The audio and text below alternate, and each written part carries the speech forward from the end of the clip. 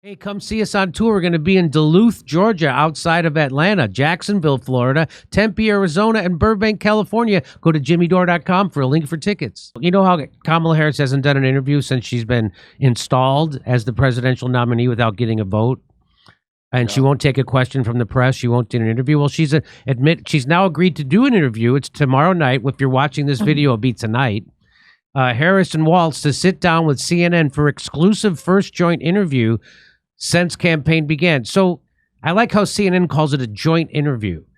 A joint interview? You mean she's too afraid to do an interview by herself? She has to have, I think it's great. She has to have a man by her side. I mean, she's a traditionalist. She knows a lady needs a chaperone at night. Am I wrong? I mean, that's what this is about.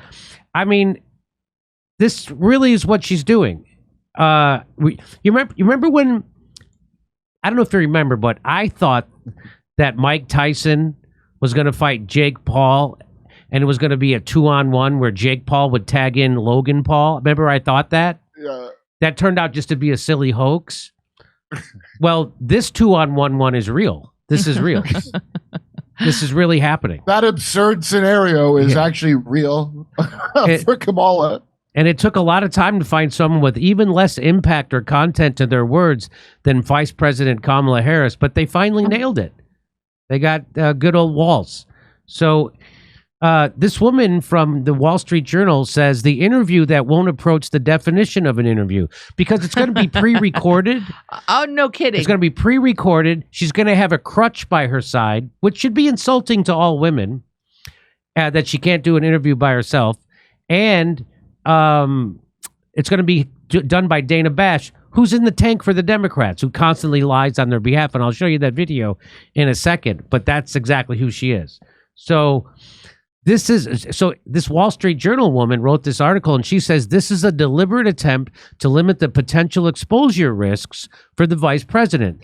The 1-on-2 format will limit Ms. Harris's time in answering questions. It will also make it harder for Ms. Bash to pose follow-up questions that bore in on the vice president's contradictions with previous positions or get beyond general blather and seek specifics on taxes or foreign policy. Mr. Walz will be there with a parachute to rescue the presidential candidate if she has a rough go or struggles to answer something.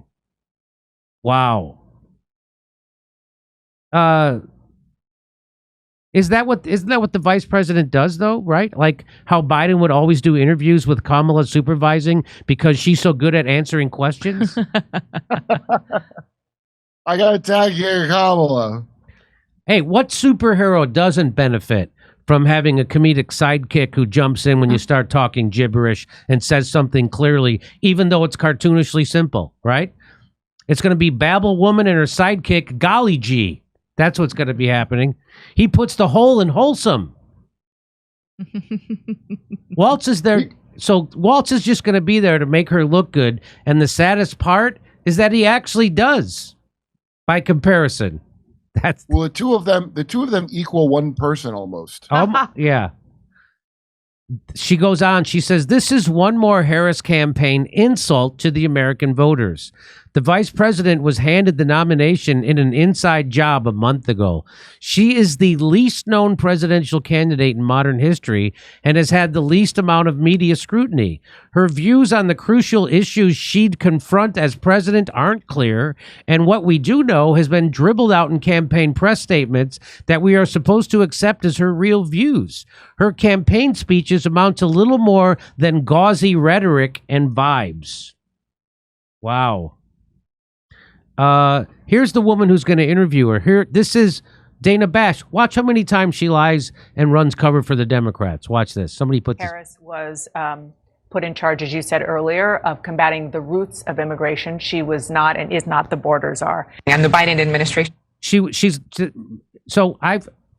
Of course she was the border czar. That's how the news reported it for years, that she was the border czar, until everybody made a deal out of now she's going to be the presidential nominee, and the border's been a mess. And now the people like Dana Bash say, oh no, she was never the border czar. Yeah. Did task Vice President Kamala Harris with the issue of migrant crossings, naming her the so-called border czar.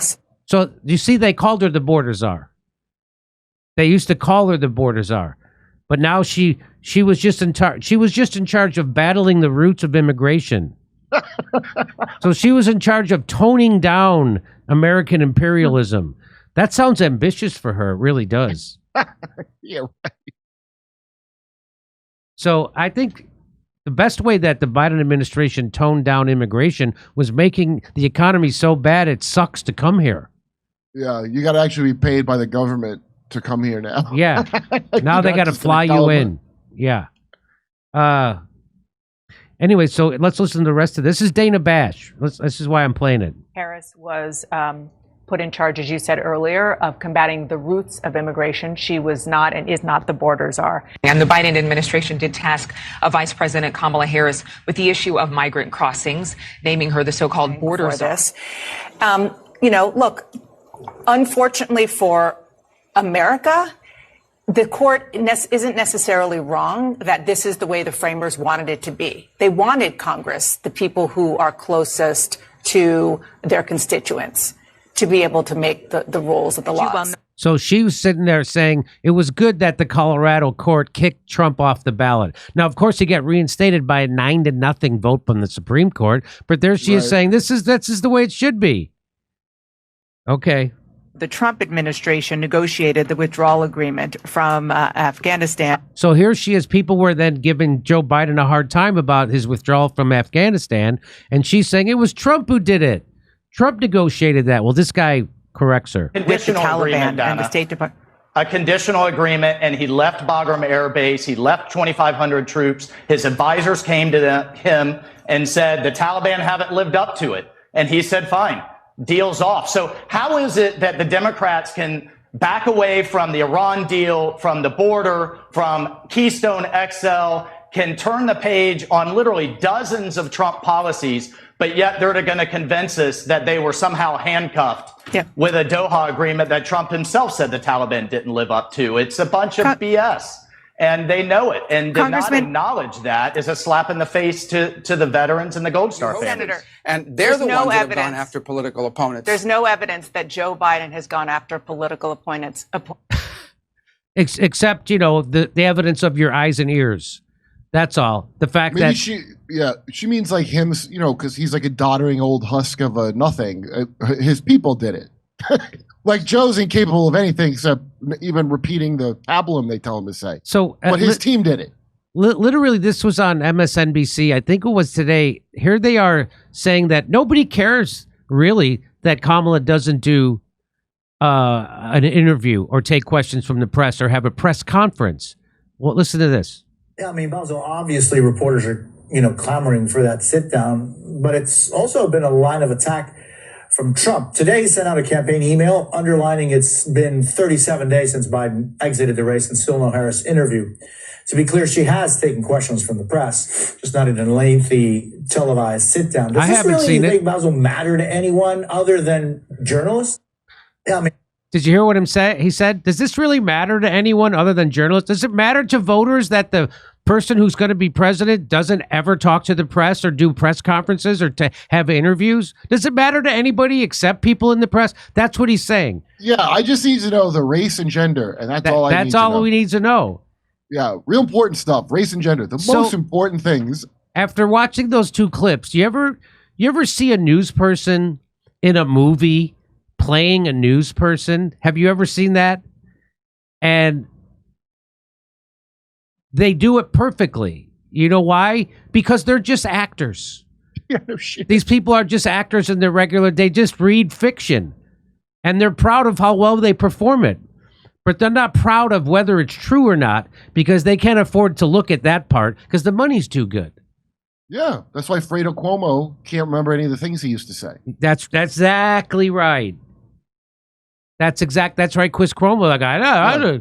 And he has asking Captain Kirk about a specific episode of Star Trek. He's like, "Well, come on, man, I don't care about that crap." So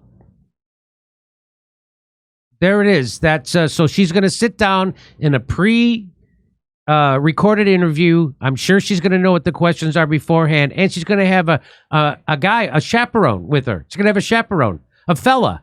Because a lady can't answer questions all by herself. What are you, a jerk? Be a gentleman. Be a gentleman. Give her a fella to help her out. They might ask her something about math or science, and then what's she gonna do? You see, the sun is a very big planet that is heating up a smaller planet. Earth is a smaller planet. This is wrong. And Tim Walz is there to answer all the questions about feminine hygiene and tampons and bathrooms. And yeah. Hey, come see us on tour. We're going to be in Duluth, Georgia, outside of Atlanta, Jacksonville, Florida, Tempe, Arizona, and Burbank, California. Go to jimmydore.com for a link for tickets.